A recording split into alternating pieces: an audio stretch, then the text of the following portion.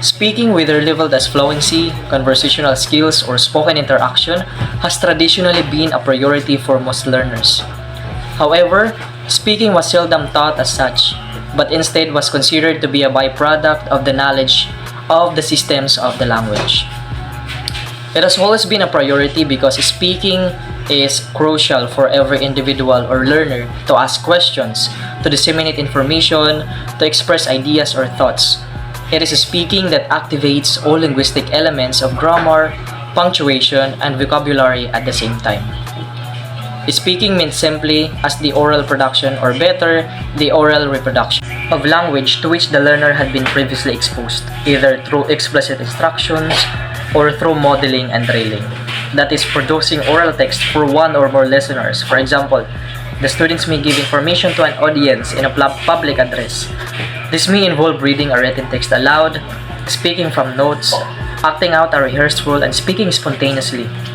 Another is when a teacher reads aloud daily to his students. By reading with an expression, this teacher is modeling an instruction technique where he explicitly demonstrates a strategy, skills, or concepts that students will be learning, like the way he utters every word, the right diction, and the right pronunciation. The original structure, as in changing a statement to a question. Until then, explicit attention to developing speaking skills was not considered necessary, since it was assumed that the capacity to engage in spontaneous expression was simply a case of calling into play a multiplicity of structures and lexical items that have been learned over a period of years, according to Rivers in 1968. Nevertheless, the tightly controlled presentation practice, or the PP paradigm characteristic of courses such as Alexander's, had begun to yield in a felt need for a freer practice. The aim of this presentation practice is to provide the learners with opportunities to use the language for themselves, like to say what they want to say, rather than what they are directed to say. Typical activity types include such relatively formal and structured ones as dialogue practice and oral composition, but also discussions, role plays, and language games. Let's move to the critical issues and topics. Speaking, after all, is a skill, and like all skills, involves both knowledge base plus the skills with which to mobilize this knowledge. It is not enough that the students only focus on writing when they are already equipped with grammatical rules, because it does not end there. As learners endeavoring to improve their use of the language, they have to apply what they have learned through speaking, and by this, they will be able to become fluent and effective communicators. Skills are the actions people take to put their knowledge into practice. The distinction between knowledge and skill is crucial in the teaching of speaking. Two areas of research that have considerably enhanced our understanding of spoken language and which have implications for materials design are discourse competence on the one hand, which have implications for material designs, and on the one hand is fluency development. Discourse competence is defined as mastery of how to combine grammatical forms and meanings to achieve unified or spoken written text in different genres. This is understanding how ideas are connected through patterns, like your ideas can be arranged sequentially by comparing and contrasting. It could also be through the use of conjunctions, which connect words and phrases such as the fanboys.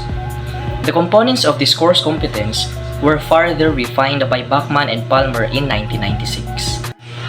To include textual knowledge, which pertains to how sentences or utterances are combined to form texts, and pragmatic knowledge, which pertains to how such texts are related to the user's situated communicative goals. Textual knowledge refers to knowledge that is specifically stated or written down in text or language.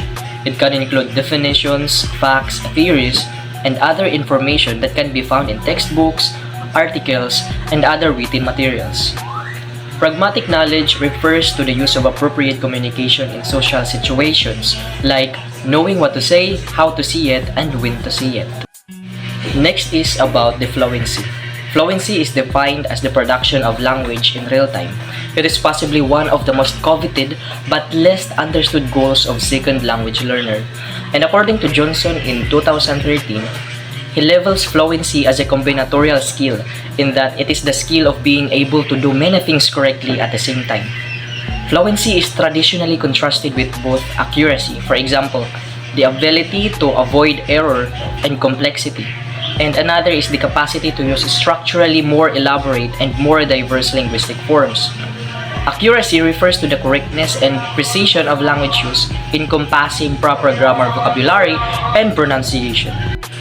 On the other hand, fluency revolves around the ability to speak smoothly, confidently, and without unnecessary pauses or hesitations, even if some mistakes occur. Researchers use a number of temporal criteria to measure fluency. Specifically, first is the speech rate. It is usually measured in terms of the number of syllables or words produced per minute. A fast speech is around 200 words per minute. Another is the pause rate, pause length, and pause element. Next is the length of run. For example, the number of syllables produced without pausing on average, known as the mean of length of run or the MLR. At the same time, perceptions on fluency can be influenced by any one of a number of other factors, independent of the performance phenomena. For example, the accuracy. As Chambers in 1997 states that judgments of fluency actually embrace a speech as simply smooth and continuous becomes applicable only beyond a certain level of linguistic proficiency. Next is the idiomaticity, the extent to which the speaker's use of language reflects a native-like usage, rather than being unconventional or untypical, even if grammatically accurate. The accent, the extent to which the speaker's first language accent is obtrusive and is the cause of misunderstanding. Next is the interaction skills, such as the speaker's capacity to cooperate with other speakers. Another is the strategic competence, specifically the capacity to deploy communication strategies to compensate for deficiencies in L2 language and repair breakdowns in communications. And lastly is what we call the paralinguistics. This includes the gesture, gaze, and proxemics, which, all things being equal, may play a significant role in perception toward fluency. Implications and challenges for materials development. Indirect versus direct approaches. The former adopts an experiential position, arguing that speaking is learned by speaking, and hence a syllabus for the teaching of speaking would consist essentially of a series of tasks.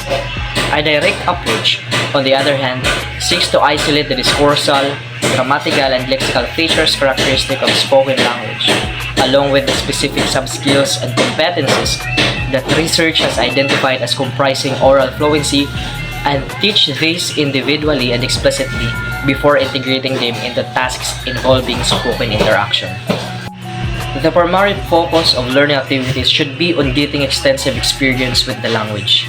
Evidence in support of an indirect, more experiential approach is the fact that learners in study abroad contexts frequently demonstrate significant gains in fluency when compared with learners in at-home contexts, according to Selvo et al. 2016 and Towell in 1996. It is because students who are studying in an English-speaking country can easily acquire the language. That is what they hear and use every day. They encounter new words and phrases which can be inculcated in their minds, and as they continually speak, they become more and more fluent. By simply immersing them in the target language environment is a powerful driver of fluency. Similar to the training of musicians or athletes, it should also include controlled practice activities to promote automatization of L2 skills.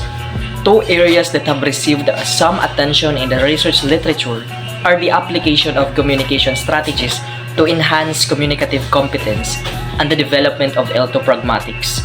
This is followed by appropriation activities, such as reading aloud, rehearsing and performing dialogues, and engaging in communicative tasks of the information gap type, where learners gain control of targeted features before achieving full autonomy as independent speakers in a range of different spoken genres.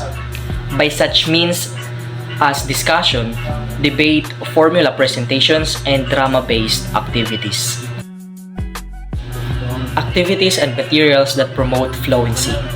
Practice is best when it takes place in real operating conditions, that is, where the contextual and psychological conditions in which the practice is taking place as closely as possible match the conditions of actual language use.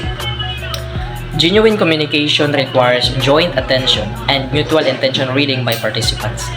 Students learn language best when they engage with a communication partner and when they can coordinate towards each other, objects, and events. For example, each provides information about their surroundings. Through this interaction, they learn new words from each other also, and that is why this is required for improving communication skills. Such conditions are more likely to be present when learners are focused on achieving a collaborative task, the outcome of which has personal relevance. Task familiarity can be enhanced by having learners repeat tasks that they have done previously. Recommendations for practice. First is the exposure to authentic data. Using materials based on authentic interaction provides an opportunity for students and teachers, both native and non-natives, to learn together by using transcripts, recordings, audiovisual materials to guide the discovery process. Examples are video news, sports reports, newspapers, TV shows, documentaries, movie clips, etc. Students should be exposed to this data wherever possible to help them become observers of the grammar of talk in natural contexts and in different genres. Second is memorization. Fluency is a function of the ability to draw on a store of memorized formulaic utterances in real time and to deploy these appropriately. Intentional learning involving memorization will be necessary. Research shows positive effects for phrase memorization. The incorporation of electronic vocabulary learning apps for self-study of the type that are now commercially available, such as the Quizlet and Anki, would be a useful addition to both print-based and online courses. Next is the creative automaticity. What is needed is an activity designed to enable learners to practice or repeat many tokens of target sentences while they are engaged in real communication. Accordingly, they propose a pedagogical model that is designed to promote creative and automaticity. Activities need to meet at least 5 conditions. They should be genuinely communicative, be psychologically authentic, be focused, be formulaic, and be inherently repetitive. Lastly is the task repetition. The value of repetition, as argued by Gutbunton and Sigalowitz, and of tasks repetition in particular, has been the subject of a number of research studies into task-based learning. Bygate 2001 argues that previous experience of a task is available for speakers to build on in subsequent performance, showing gains not only in fluency but also in accuracy and complexity. Technology also allows learners to record themselves, either audio or video, and to upload the recordings onto a learning platform for feedback and evaluation from instructors or peers. Small group video conferencing allows learners to interact at a distance but in real time. Learning in the acquisition of discourse competence, and that this learning would typically involve exposure to a lot of spoken data, preferably authentic, from which learners can include the features of spoken language that will best serve their communicative needs.